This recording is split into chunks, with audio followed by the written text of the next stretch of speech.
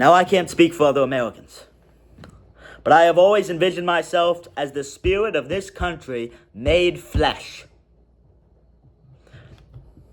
And the blood is the ideals of this great nation and its values, and the vessels are the Constitution and the First Amendment, which allows that blood to spread through my body.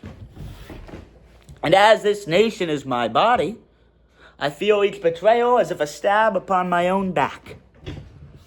Each time a politician takes money from a foreign lobby, the knife twists a little. Each time a man to whom I trusted and respected takes the federally correct position, I know another brother has been lost to fear. And I feel the knife go deeper. When a politician prostitutes himself and his ideals to the highest bidder at the expense of his constituency, the people who put him in office, well, I feel as if the knife goes so deep not even King Arthur could pull it out. But perhaps the greatest betrayal of all, the betrayal by the Republicans, who claim that they live in line with our Lord, but now stand in complete and direct opposition to God in every single way they can. The greatest betrayal, the unforgivable betrayal, and the one I can never forgive myself for falling for it. The greatest stab in the back there ever was, the one I will never get over. The betrayal of our God. It didn't just happen with Judas. It happens every day. Every time you sin, you betray God. But for them to use the name of the Lord to push agendas that are not in line with what God would want, it truly is the most evil thing a man could do. The expense of our culture and the dissolution of it. When our grandparents were young, and I speak often of the betrayal they placed against us, I speak of how I feel betrayed by the boomer generation, but let's not forget they were lied to. Our grandparents, who were Christian and lived up to the values of Christianity and all that was composed of it, well, they tried their hardest to fight for them. And when they saw a chance to push forwards the values they believed in, they jumped at them. The belief that all people were made equal under God. When the civil rights movement came along and they sought the chance to uphold their Christian ideals, of course they did. They were told of a post-racial society where race was not a concept or a factor, and they jumped at that because they held no bigotry, they held no bias. They didn't hate anybody. And so when told of a post-racial society where a man would not be judged on the content of his character, but wait a second, flip that around, he would be judged by the content of his character and not by the color of his skin. Well, when they saw that, they jumped at it because they felt it was right. But see, when they reached out to embrace all the others, they were hit in the face with shame and allegations of guilt for all the wrongdoings in this world.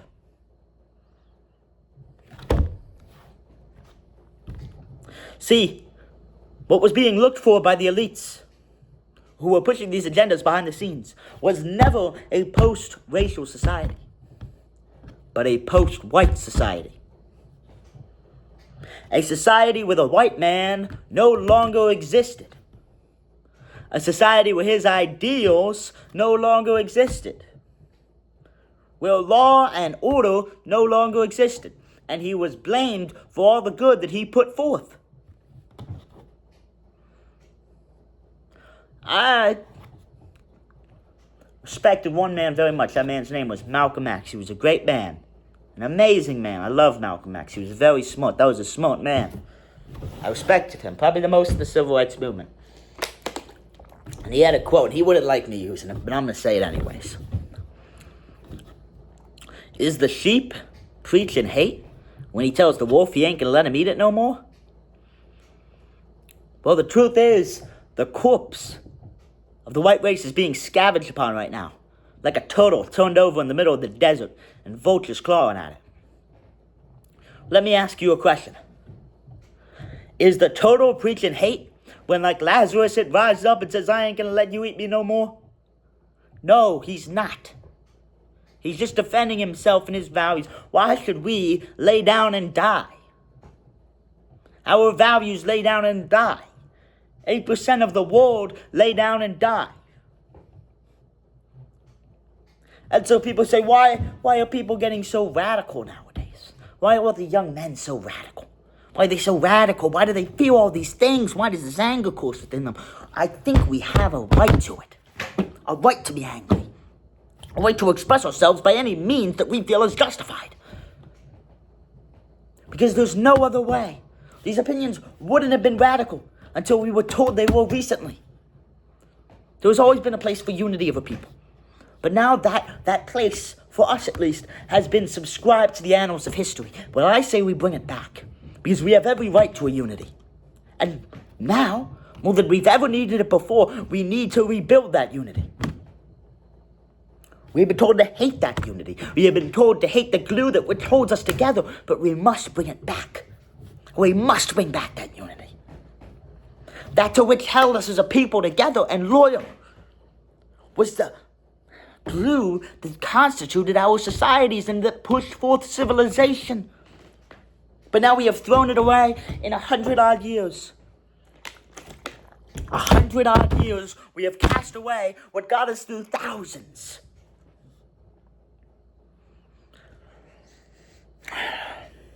I guess what I'm trying to say is I'm not extreme. It's a lot of words to say I'm not extreme, but I'm not. I'm a very reasonable person. I'll sit down, I'll talk to anybody. I consider myself very reasonable. I'm only radical by the lenses that have been put on to you all. If you have never allowed these lenses to be drilled into your eyes, you would not consider any of my beliefs radical. The truth is, my beliefs are incredibly sobering. By the standards of history, by the standards of, the rest of the world, my stances are sober. But here, well, they're drunk as an old guy 20 down. But I say, anything that's considered radical now won't be in 20 years because the pendulum swings. All we got to do is keep that momentum going because I believe in where the pendulum is swinging to.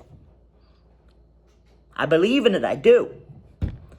I know because we've seen it before. We've seen where the pendulum once was. We've seen where it once lied. And where it once lied was a beautiful nation. A beautiful people. Strong like a rock. And I will make sure the pendulum returns there. The only difference is I won't let it slip away from foreign interests and elites. Call me a commie, but I'll defend the proletariats. From the bourgeoisie. Okay, maybe I'm not talking like that. I ain't no commie. But I'm loyal to my people. I have every darn right to me. Pump's looking pretty good. Well, that's the rest of my speech. I'm going to read over Alex Corp's 22 points, and again, it's going to be a pretty okay. Now, let's read over the 22 points Palantir by Alex Corp. We're going to look over these one at a time. Alex Corp, this is the CEO of Palantir. Hey, Jovis, let's get a background check on that one. No, I'm kidding. I already know. Silicon Valley owes a moral debt to the country that made its rise possible. The engineering elite of Silicon Valley has an affirmative obligation to participate in the defense of a nation. Defense? Since when have we done any defending? We haven't done any defending in years. The offense of a nation? Yeah, fine. But let's be frank about what it is, because it's not defense, it's offense. And they have been assisting in it, they've also been assisting with Israeli defense. Or, again, offense. They've been used to identify people, to help create a certain type of state that Israel seems to desire.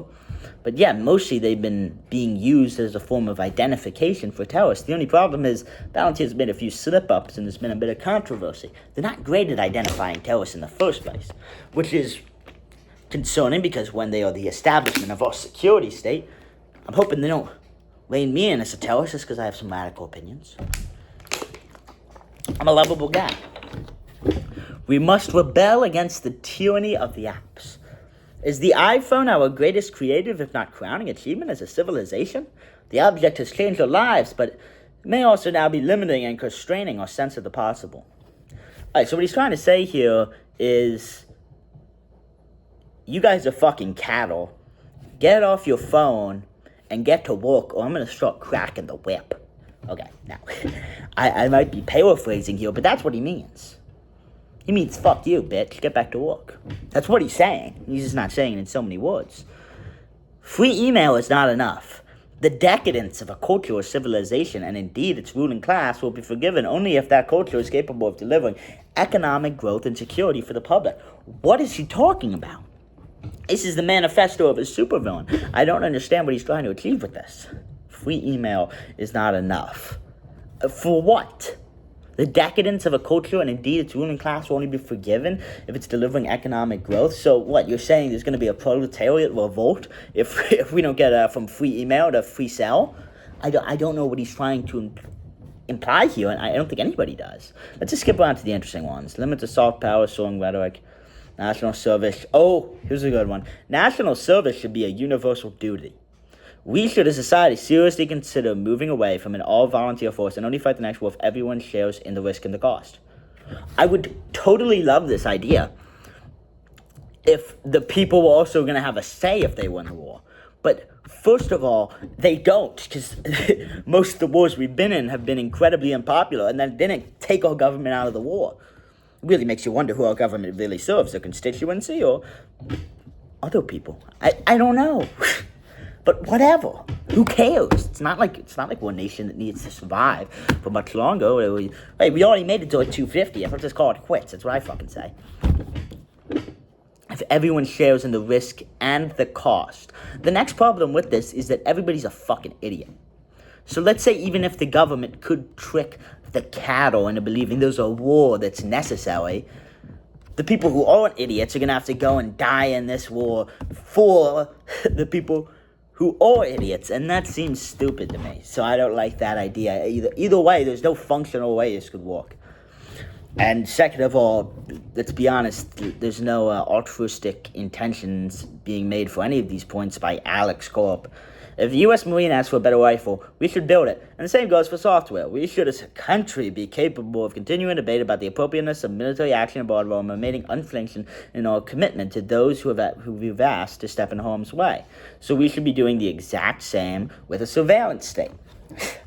We should be doing, if we're going to build them a better gun, we should build them a better AI technology to tell which children they should shoot the gun at.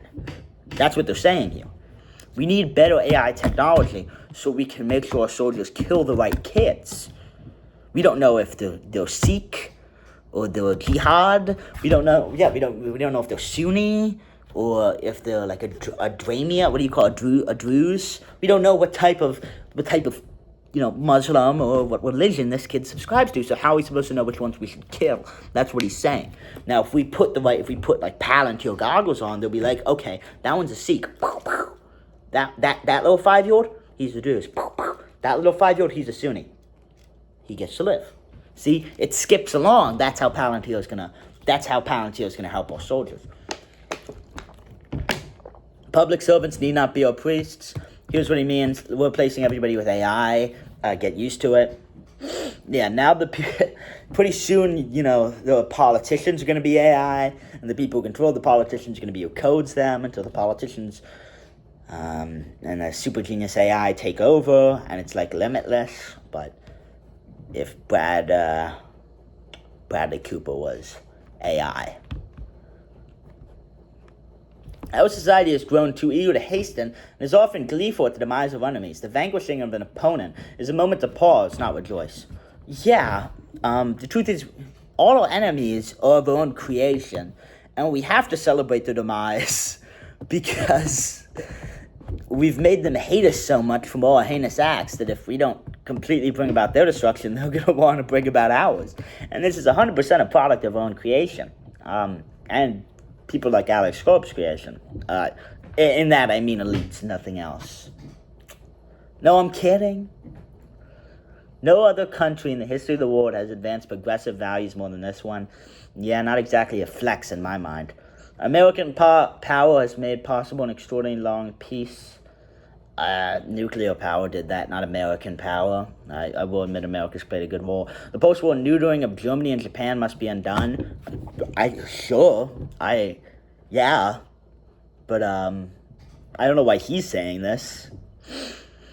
Similar and highly theatrical commitment to Japanese pacifism, yes, the neutering of Germany and Japan should probably be undone, but it's also already mostly undone, and in fact being quite reversed if you look at Germany's military right now. And Japanese pacifism isn't that extreme, but I will admit that Japanese pacifism is the greater concern than the defanging of Germany. But whatever. I agree, but I don't know how big a concern that is or what his intentions are with such a point. Silicon Valley must play a role in addressing violent crime. Okay. Okie dokie. Okie dokie, artichoke. What does that mean? I don't know. What role does Silicon Valley play? Are they going to have our faces? I think they're going to have our faces. The ruthless exposure of the private lives of public figures drives far too much talent away from government service. The public arena and the shallow and petty assaults against those who dare to do something other than enrich themselves have become so unforgiving that the Republic is left with a significant roster of ineffectual, empty vessels whose ambition one would forgive if there were any genuine belief structure looking within.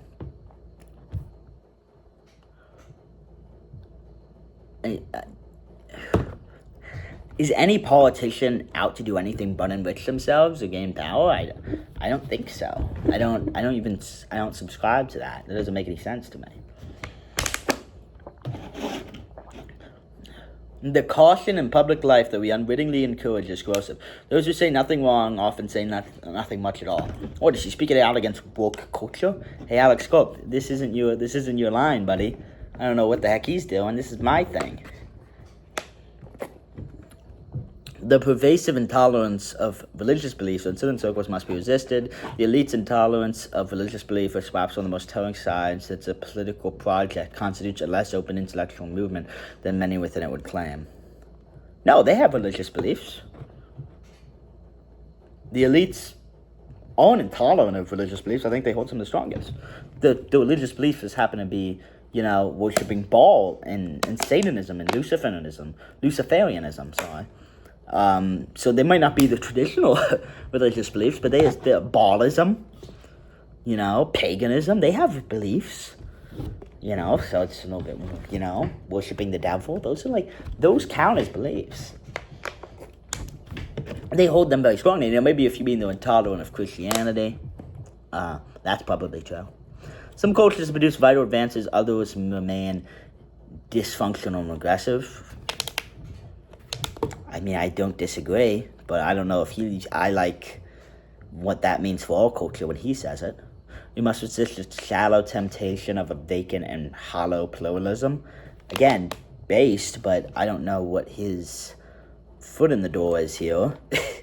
I don't know what he means by that, but I would agree with it. I just don't like that he would agree with what I would agree with. That makes me uncomfortable. I don't know. Well, now we've read over all his points, and keeping it short, God bless you, brothers.